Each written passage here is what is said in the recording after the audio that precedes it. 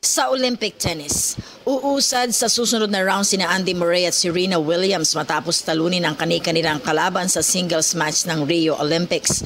Nalagpasan ni Murray ang unang test sa kanyang Olympic title defense matapos matalo si Viktor Troicki 6-3 at 6-2. Ito ang unang laro ni London 2012 gold medalist Murray matapos ang kanyang Wimbledon title showdown kontra Milos Raonic pero hindi kinakitaan ng pangangalawang ang world number 2. Ito na ang 13th straight win at 7 sa Olympics ni Murray na haharapin sa second round si Juan Monaco ng Argentina.